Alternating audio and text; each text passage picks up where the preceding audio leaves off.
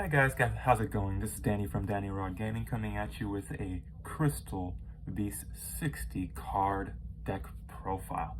I've been playing this deck for a few weeks now, modifying every so often. This is the current version I have. This deck is really fun. So let's see what we got. We're going to run 3 copies of Crystal Beast Sapphire Pegasus, obviously best starter for the deck specifically. It's the best Crystal Beast in the entire deck. There's 3 of them that are really good. Obviously, this one's the best. So we're going to run 3 of them. We're going to run 2 copies of Crystal Beast Rainbow Dragon. Along with Sapphire Pegasus, this guy is a 1-card starter. So if you normal summon Pegasus and you place one of these, let's say you just have Pegasus and nothing else, you place this in the spell and trap zone. Its effect is that as a spell, it banishes himself as cost, and then you can summon a Crystal Beast from your deck whose effect is has been negated, and add a Rainbow Dragon to your hand.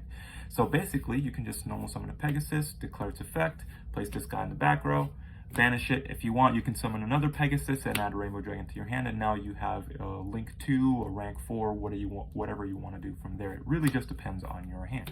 But that's just the basics of what you can do with this. So we're going to run 2 of him. Next up, I would say the 3rd best Crystal Beast, really good in the combo version of the deck, 2 copies of Ruby Carbuncle. Summon him. Most of the Crystal Beasts are not once per turn except for the Crystal Beast Rainbow. But summon him. If you have any Crystal Beasts in the back row, it just summons them out. So if you get them out multiple times, special summon specifically, you can proc that effect as basically as many times as you want. We are playing the combo version, so we're going to play 1 of each of the other Crystal Beasts. 1 Mammoth, 1 Eagle, 1 Tiger, 1 Cat, and then 1 Tortoise. These guys are just there because we do want to try and summon Rainbow Dragon at some point in this deck. They are different names. Some of them have attributes which do matter for some of our plays, specifically Earth. And I would say Amethyst Cat is okay going into time, just because she can actually attack your opponent directly. So if you ever need that effect for any reason, use it for that. We are going to run not 1 but 2 copies of Rainbow Dragon. I'm getting the other QCR in the mail, hopefully at some point this week. This is kind of odd looking at a QCR and an Ultra, but we're going to run two copies of the regular Rainbow Dragon. If you do have exactly 7 different Crystal Beasts named, you can't have 8, you can't have 6, you have to have 7. You can just special summon this from your hand, but I believe that is the only way that you can summon it. Must be special summoned from your hand by its own effect. So if by chance you have 2 of them in your hand and you are able to summon them, you can just go ahead and summon them on your opponent. We don't really use it for any of the other effects. We just need it to facilitate our combos with the Crystal Beasts. All right, on to our Crystal Beast spells. These are what Crystal Beasts are known for. They're not really known for their power monsters, but they are known for their power spells, especially this one, Rainbow Bridge, the original Rainbow Bridge. This is this adds any 1 crystal spell or trap from your deck to your hand, and it is not once per turn. This card is great. If you open 2 of them, it's not even that bad. It's actually really good. Next, we're going to go to the next version of the Rainbow Bridge. We're going to run 3 copies of Rainbow Bridge of the Heart. The continuous spell, this card is great. Has 3 effects. It allows an additional normal summon of a Crystal Beast. I try to declare it because I don't want my opponent to be confused with what I'm doing. So I say, oh, I'm going to normal summon off of the Bridge of the Heart. It's my extra normal. It has a search effect, just like Rainbow Bridge. It can search any crystal spell or trap, so long as you are able to destroy a Crystal Beast in your hand or field. And then also, including during the damage step, it is able to target a monster on your opponent, card on your opponent's side of the field and send it back to the hand, so long as a Crystal Beast was placed on the back row. So Crystal Beast is placed in the back row, you target a card your opponent controls, send it back to your hand. It's a pretty good board breaker, this card. And then finally, our last Rainbow Bridge card, the trap card, Rainbow Bridge of Salvation. Now, this card is not really known for being used for its on-field effect, which is if there are 2 or more level 10 monsters or higher of different types on the field, it basically resets the game. It's like a fiber jar, so everything in the hand, field, grave is shuffled back, and you draw 5 cards again. Rarely you use that effect. I've only ever used it like 1 time since this card came out. What you do want to use is its grave effect. If it's in the graveyard, you can banish it as cost. It's a trap card, so it's pretty much a quick effect. You can search any crystal beast and any field spell from the game and add it to your hand. This is an amazing effect to be able to use. I'll tell you which field spells I'll use as I go. On to our crystal spells and traps. 3 copies of Crystal Bond. If you don't open a Pegasus, this is your other starter. Place a Crystal Beast in the back row, adds a Crystal Beast to your hand, so you can place a Dragon, add a Pegasus or Carbuncle, and go from there. It is a once per turn activation though, so if its activation gets negated, you can use it again, but you can only use one per turn. If by chance you open this card and this card, the Golden Rule. Golden Rule is absolutely amazing. This allows you to pretty much get 4 monsters on your field for free. So if you open, specifically if you open a Carbuncle or have a Carbuncle in hand with this card or in grave, basically what it does is it takes 2 Crystal Beasts from your deck, puts in the back row, and then you can summon a Crystal Beast from your hand or grave of a different name. So if you place a Pegasus, let's say a Topaz Tiger, and you have a Carbuncle available, you can summon Carbuncle. Its effect summons the Pegasus and the Tiger. Pegasus effect activates, place a dragon, summon another monster. You got 4 monsters on the field, you've flooded the board. Amazing card. So I got 3 of those. We're going to run 2 copies of Awakening of the Crystal Ultimates. It's mostly a brick on its own. You need Rainbow Dragon for this card to resolve, but this card facilitates a lot of our plays. It allows us to add any Rainbow Bridge card from deck to hand or to grave, whatever we want to do with it. And then also allows us to special summon a Crystal Beast from our hand, deck, continuous zone, and grave. If we do have an ultimate crystal monster, specifically Rainbow Dragon, on the field, we can use both effects. Most of the time I just use this to send the trap card to the graveyard, the bridge card to the graveyard. We only have 1 crystal trap, Crystal Miracle. I don't have Conclave. I don't really use Conclave in this version of the deck. It's not really that usable.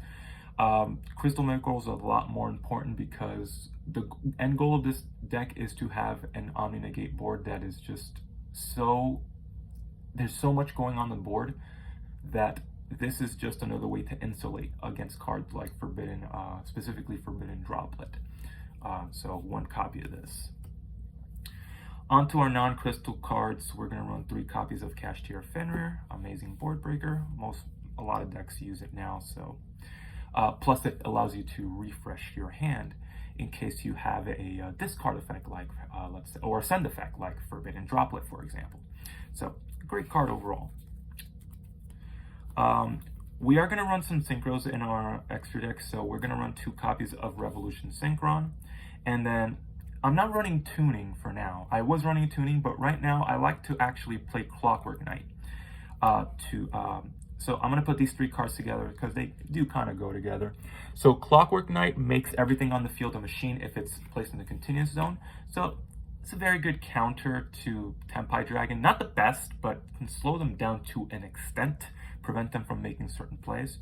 And then Revolution Synchron, you can use, if it's in your hand, you can synchro summon with it without it being on the field. Plus, it has a level leader effect. If you have a synchro monster that's, I believe, level 5 or higher, I think usually level 7s is what you're using, you can just summon it back as a level 1 and then send the top card of your deck to the grave, which is one way to get this or the Bridge of Salvation or any crystal beast you might want into your graveyard.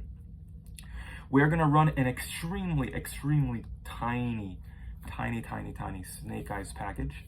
So these are the 4 cards we're going to use. I was running Flambridge Dragon, but the problem that I was running into is that since I only have these 4 cards for the Snake Eyes package, if I drew Flambridge Dragon, it was an amazing brick, and I did not want that. So I would just rather run these guys because they allow for the link plays, the easiest.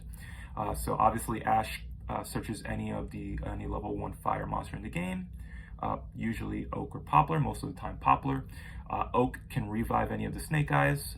Poplar summons itself if it's added to your hand, except by drawing. And then Original Sinful Spoils can get you access to any of these guys anyway. So long as you have a face-up card that you can send from the field, which Crystal Beasts allow very easily. Next up, we need ways to send our trap to the graveyard. Our Rainbow Bridge of Salvation, 3 Foolish Burial Goods. Awakening the Crystal Ultimates can also do the same thing. We can also use this to send Clockwork Knight if you've already used Bridge of Salvation, so that's just another target. But 3 of these. Next up, our field spells. We are going to run 2 field spells, Necro Valley and Kyoto Waterfront. Most of the time, if I'm still early enough in the combo, I will search the Kyoto Waterfront, because what we're going to do is we're also going to run 1 copy of Gamma Seal, the Sea Turtle Kaiju. If this has 2 or more counters on it, Gamma Seal, if you're able to get it on the field, is an Omni Negate.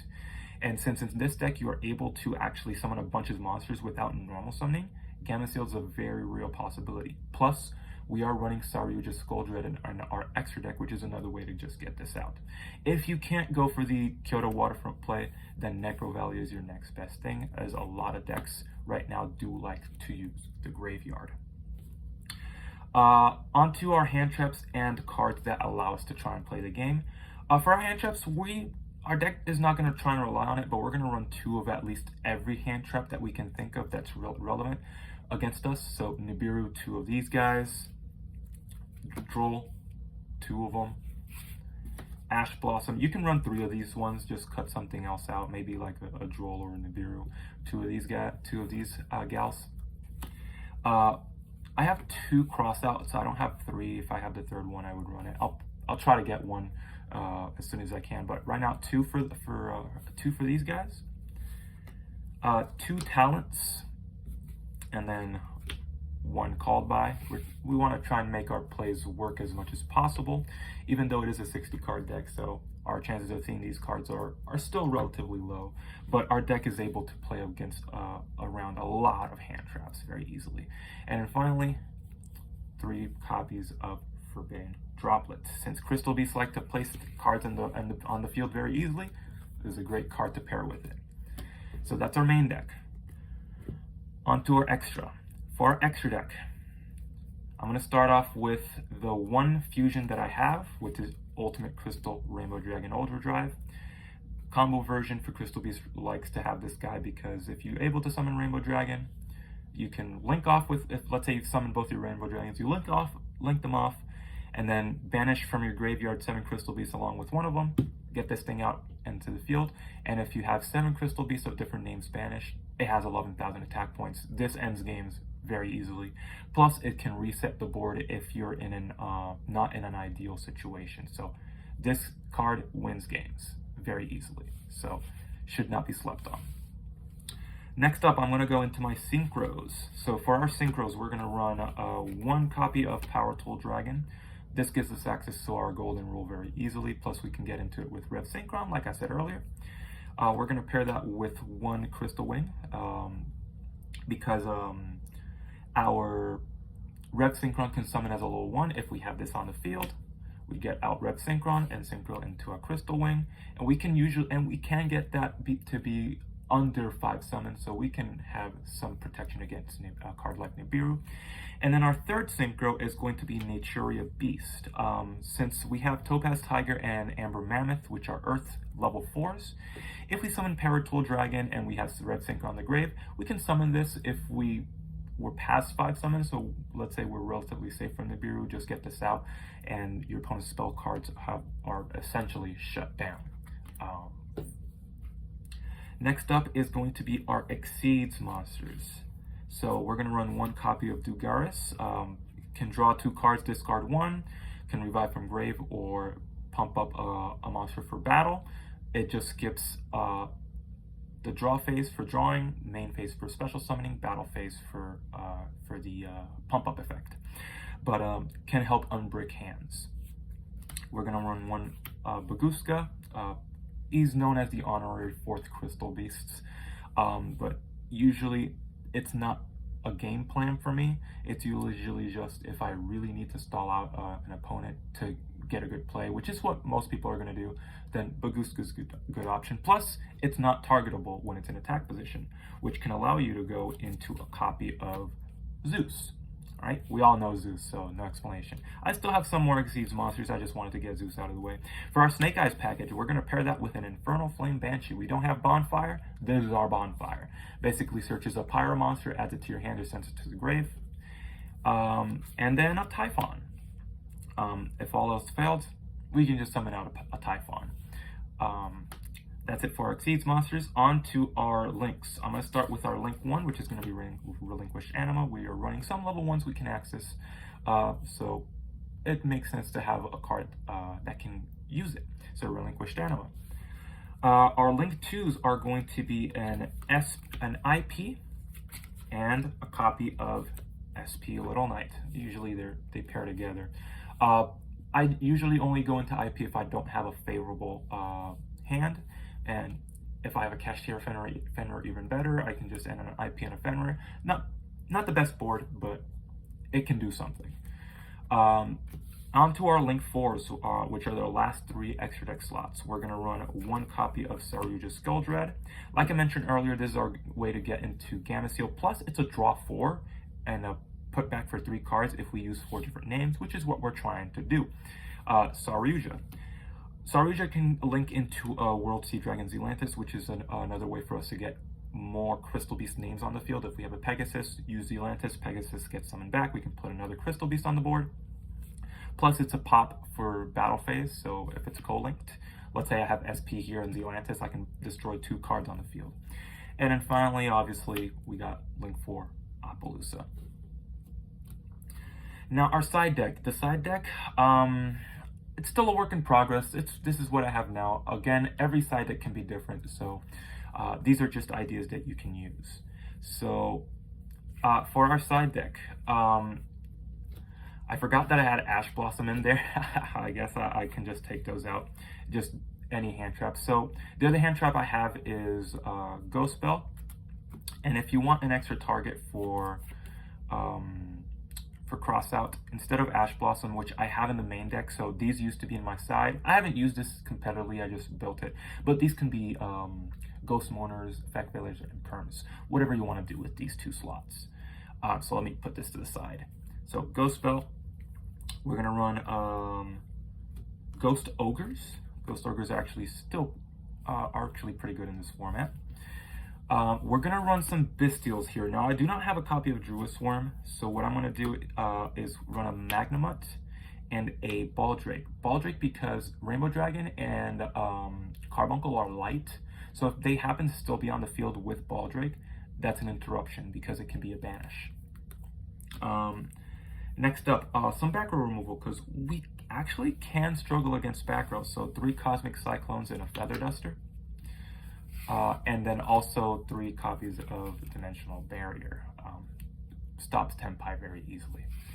So I hope you enjoyed this deck list. If you have any suggestions as to what I could try out for this version of the deck, leave them in the comments. I'll test anything out. I just want to have fun with this game.